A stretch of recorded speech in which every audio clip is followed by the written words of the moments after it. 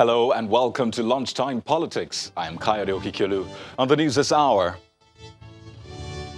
anxiety mounts as Supreme Court fixes February the 26th for the review of its verdict on Bayelsa governorship election. Counsel to the All Progressives Congress deputy governorship candidates insists Senator Degi Eremienyo did not forge certificates.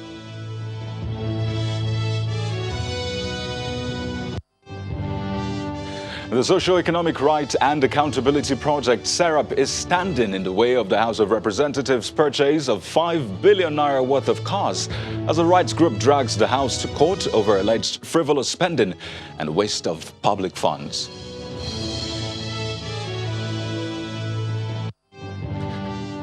The political tension across the rank and file of the APC is not subsiding as the camp of the APC national chairman, Comrade Adams Oshiomhole, and the Edo State governor intensify fierce war of words over the blockade of Mr. Oshiomhole in Benin City.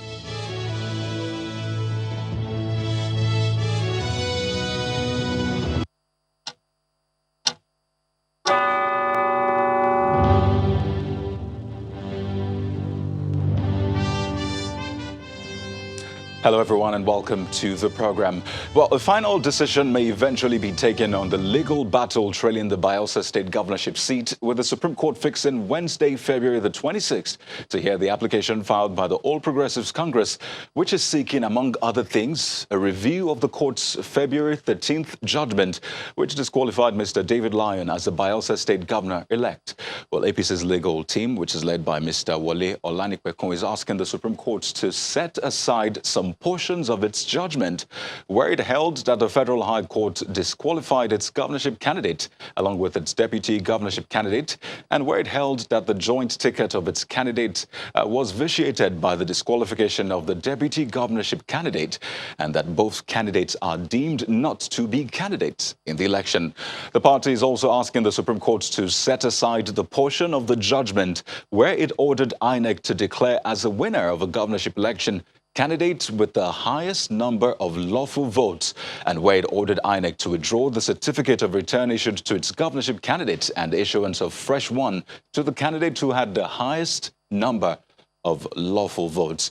The APC argues that it was wrong for the Supreme Court to have voided its candidate's participation in the election because the judgment by the Federal High Court, which disqualified its deputy governorship candidate, was stayed as at when the election was conducted. Well, and it seems the controversy in Bayelsa State may not die down anytime soon, and that's judging by the latest twist to the NYC certificate controversy, which is hanging over the newly sworn-in deputy governor of the state. Now, the drama is beginning to look like one from the storybooks. First, the candidate of the APC and his running mate were disqualified by the Supreme Court over the certificate discrepancies with less than 24 hours to their inauguration, paving the way for the swearing-in of the PDP candidate and his running mate. And then barely a week after the new governor and his deputy took their oaths, allegations of certificate forgery also surfaced against the deputy governor, Senator Lawrence Erojapo. Well, the latest twist in the saga is coming from the counsel to the deputy governor, Mr. Clement Kekemeke, who insists that his client is not guilty of presenting a fake NYC certificate. Even before he ran for Senate, that was February 2019, before he ran for Senate, he had earlier written to NYC seeking that correction. It had not been effected until he ran for the office of Senate. He presented the erroneous copy. After the matter was struck out, then started by, he commenced the procedure by writing the NYC again. And this time around, they reissued, admitting the error, they reissued. The IG has investigated, written to the NYC, they confirmed same, and they have found out that the error was that of the issuing authority. And once the issuing authority owns up to the error, the certificate cannot be said to have been forged, even if errors are contained therein. More worrisome is the fact that newspapers have started publishing the issue of forgery of NYC exemption certificate, and they said erroneous copy has been flying all over the places. So the question now is whether the copy presented was forged. It is only forged when the presenter altered it. But now the issuer says the error was mine. Well, let's now head over to the National Assembly, where lawmakers in the House of Representatives may be in for a legal battle. And that's over the reported plans to buy 400 exotic cars for themselves, which is estimated at 5.04 billion naira. Human rights group Serap says, along with 192 concerned Nigerians, it has filed a lawsuit asking the Federal High Court in Abuja to restrain the Speaker and all members of the House from spending that sum for the purchases. In the suit filed on Friday, February the 21st, Serap is also seeking a court order to stop the National Assembly Service Commission from releasing any public funds to the House of Representatives to purchase the vehicles until an impact assessment of the spending and access to public services and goods like education, security, health, and clean water is carried out. In the meantime, the National Human Rights Commission says it is concerned about the recent attacks and harassment of judicial officers in their line of duty. The Executive Secretary of the Commission, Mr. Tony Ojukwu, explains that the situation is further heightened by the increasing lack of safety of Nigerians due to actions of hoodlums, bandits, kidnappers, and insurgents. Mr. Ojukwu also claims that judicial independence is greatly undermined when judges are no longer able to exercise their functions without fear of reprisals and kidnappings.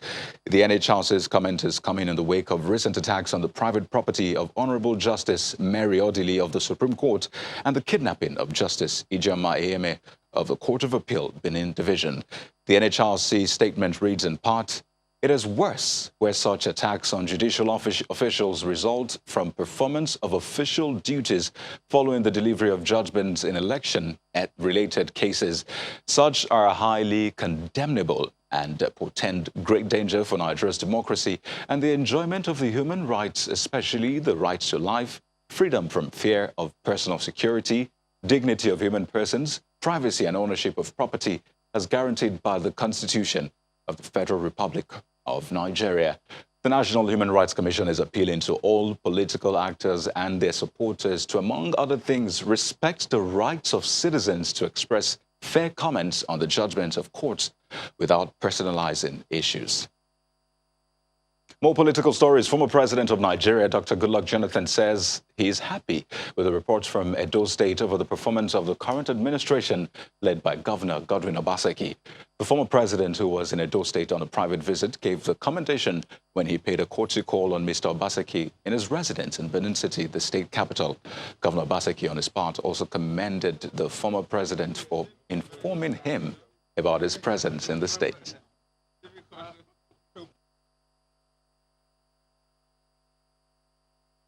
Traditionally, as somebody who has been a president, a senior political office holder, when you go to a state, you have to pay courtesy call on the chief executive of the state. If you are free, if you are not too free, fine, but at least he will inform you. So we just come to greet the young man who is trying his best. We read the papers, we discuss with the Edo people, and people are pleased. People are pleased. I think for us, it's just extending the courtesy. I mean, this is the president, someone who has served the country at the highest level, and you heard what he said. Just courtesy when you are going to visit the states, you want to inform the person who is in charge of the state that you are coming. And if you have time during your visit, you can now pay him a courtesy call. Well, in what seems like a response to the Edo State governor, the publicity secretary of the APC faction, loyal to Mr. Shomale, is accusing the state government of orchestrating violence in the state and embarrassing the party's national chairman during his visits to Edo State. 2 trucks had formed a blockade on the road linking Mr. Shomale's house in Benin City, preventing him from gaining access. But one of the trucks was later set on fire by unknown persons, a situation which also caused gridlock in the area. Mr. Chris Azebamwan says the state government should be held responsible for escalating the political crisis in the state. It's a very, very unfortunate development in the sense that The national chairman, Comrade Adams Oshomole, actually came to Benin yesterday to attend the burial ceremony of the mother of Honorable Aide Agboima. Yesterday, the friends and associates of Agboima gathered around him to celebrate the passing of his mother. And being an APC member, he invited the national chairman, who honored him by his presence.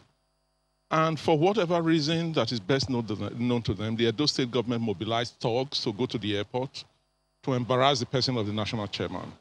And they have escalated this to the point where they are now laying siege on his personal residence. This is a very unwholesome, very unwelcome development in the political space of Edo State. Edo State government has to be held culpable for the unfolding drama that is introducing violence into the political activities in Edo State. So that's where we are right now. And as the tension across the rank and file of the APC approaches a boiling point, with parties involved in the conflict refusing to budge, leading to several protests, counter-protests for and against the removal of Comrade Adams Oshomole as the national chairman of the APC. The last of the ongoing hostility was the recent blockade of Mr. Oshomole in Benin, resulting in a bitter exchange of words between the Oshomole and Obaseki faction. Well, supporters of Comrade Oshomole are saying that those calling for the APC national chairman's removal are internal saboteurs who want to put the party in a disadvantaged position, and that's ahead of the 2023 elections.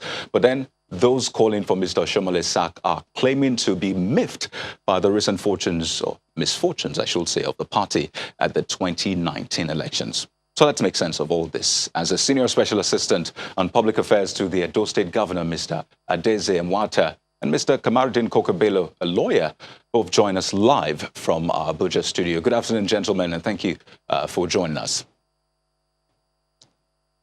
Yeah, good afternoon. Good afternoon. Good afternoon. Now, from an outsider's view, what is happening in the APC, especially between the governor of Edo State and the national chairman, seems to be a full-blown crisis. But then, perhaps from an insider's view, you have a different opinion. So let me just begin with Mr. Kokobelo. How much of a crisis are we looking at in the APC? Yeah, what is happening in Edo State today is a strange system of democratic government. We are going through a very strange era that democracy, as we understand it, is the government of the people, by the people, and for the people, whereby if you are seeking for a position, you have to campaign. You have to convince the people. You have to talk to members of your party. But what we are witnessing today is strange. Yes, it is the right of Edo State Governor Obaseki, to seek for a second term. But it is not being done by way of compulsion. A system whereby you think because you are the present governor, it is a must for you to gain a second tenure, that is not the way. Right. Like I insist, I always tell everybody, there is no problem as such between Oshomole and Obaseki. The problem is that the governor of Edo State presently is having a serious problem with doing the right thing. All right, let me hold you there briefly. The situation in Edo just State. A moment. Let me pause you there and get Ms. Nwata just to respond before we go on break. Now, he just said that there's no problem between both of them. Is that what you see from where you sit? I don't think it's true, because it's only when one wants to be economical with the truth, you see somebody trying to create a crisis and you now pretend that, there's no crisis. It's quite unfortunate that, a national chairman of a party has made himself an ambassador of anarchy. Whenever Oshomole comes to Edo State, it's either one crisis or the other. Because the truth is, you can only have one sitting governor at a time. He's a former governor. He draws pension from taxpayers' money. But whenever he comes, you have hordes of talk surrounding him. And at the end of the day, what does he do? He blames it on the governor. For 2 days, there were protests at the National Secretariat of the party. It's quite unfortunate that they even blamed that on the governor, when 90% of those that came out are of northern extraction. So if Oshomole, who has been suspended from the party, comes to the state to create crisis, I think it's the time for the federal government to call him to order. because he cannot be a supposed national chairman of the APC, which is a ruling party in Nigeria. Then he plays opposition politics in Edo State. Edo State is a very peaceful state. Okay. But the only time we have crisis is whenever Adam Shomole visits the state. All right, Mr. Nwanta, we'll come to that visit. We'll come to that visit in a moment, especially what played out over the weekend. But still to come on Lunchtime Politics. Now, following last Friday's tragic attack in Garkida, Adamawa State, President Muhammadu Buhari is commiserating with families of the victims as he vows to fight the insurgents to the end. Find out details after the break.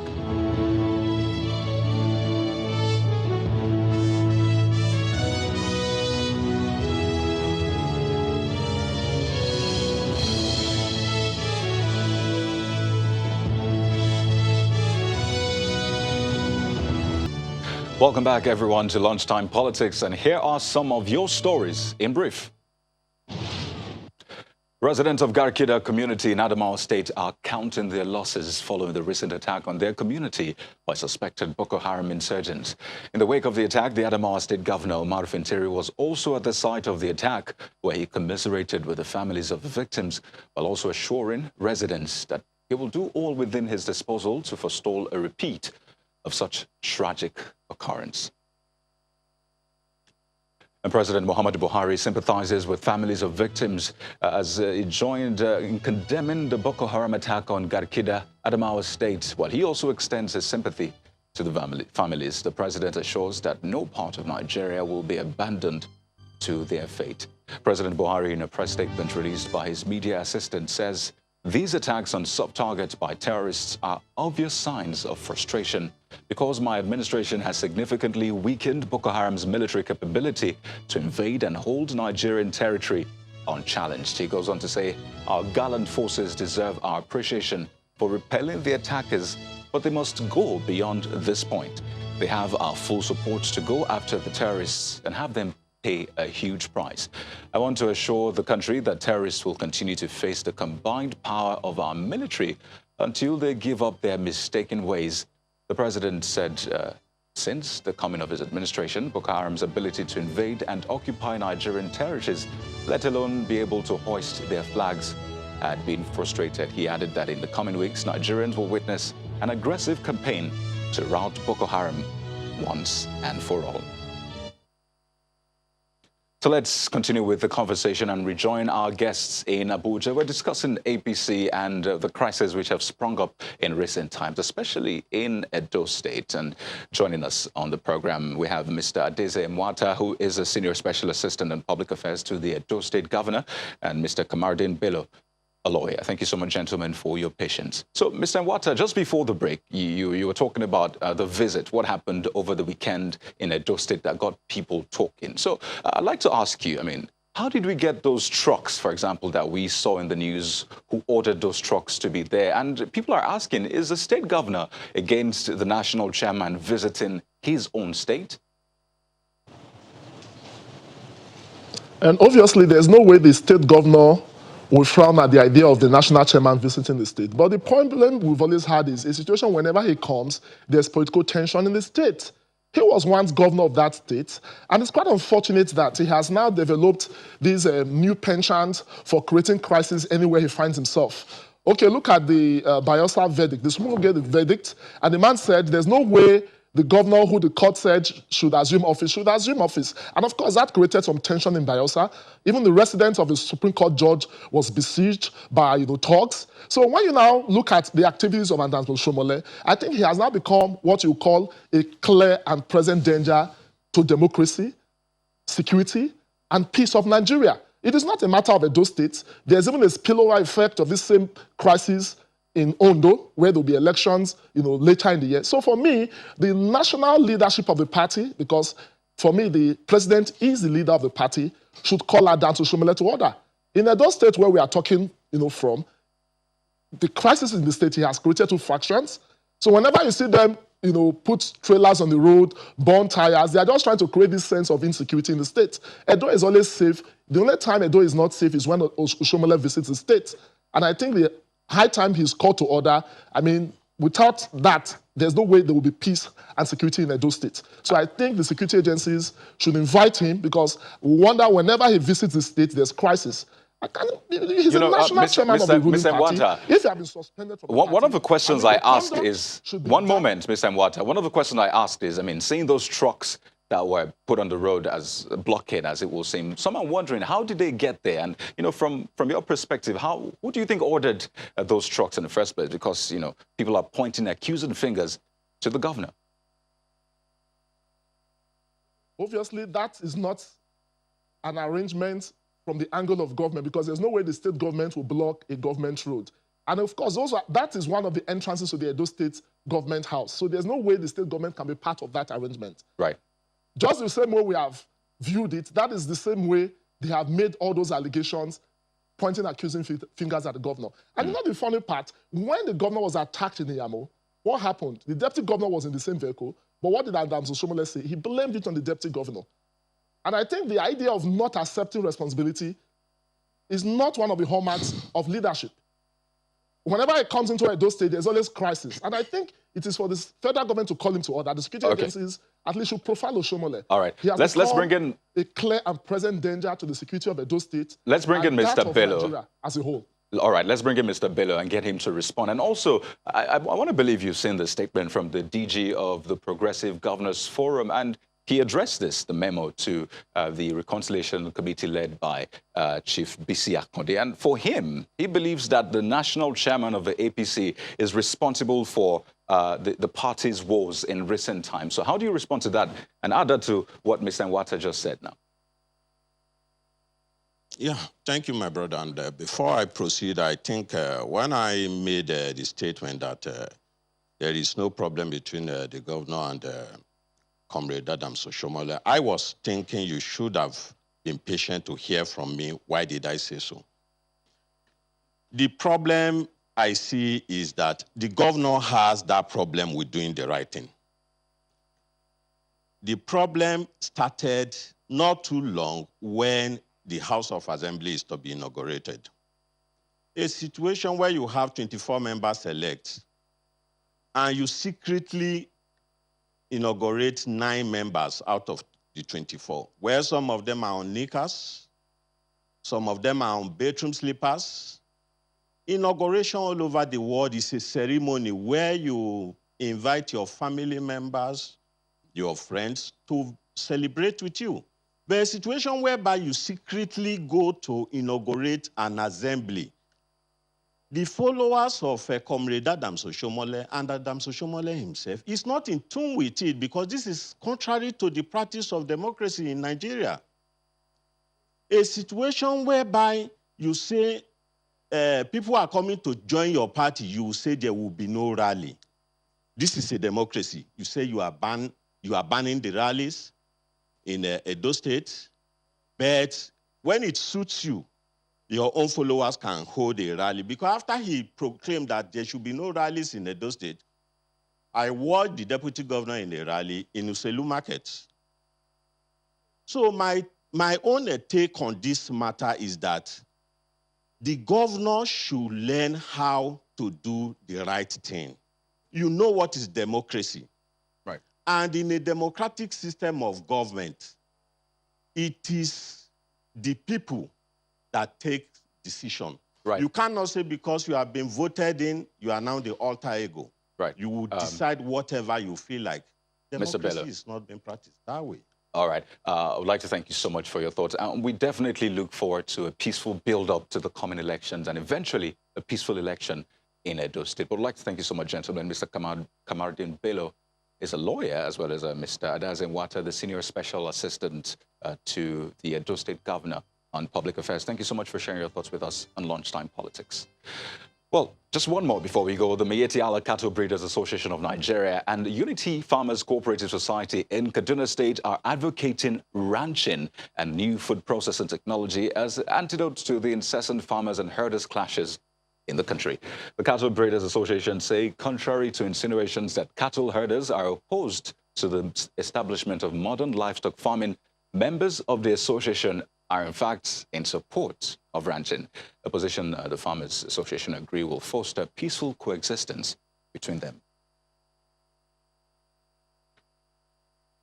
Well, that's it on Lunchtime Politics. Thank you so much for watching. And don't forget, you can always join the conversation on all our social media platforms at Channels TV and at CTV Politics. You can also watch this on YouTube. Go to our channel. That's Channels Television.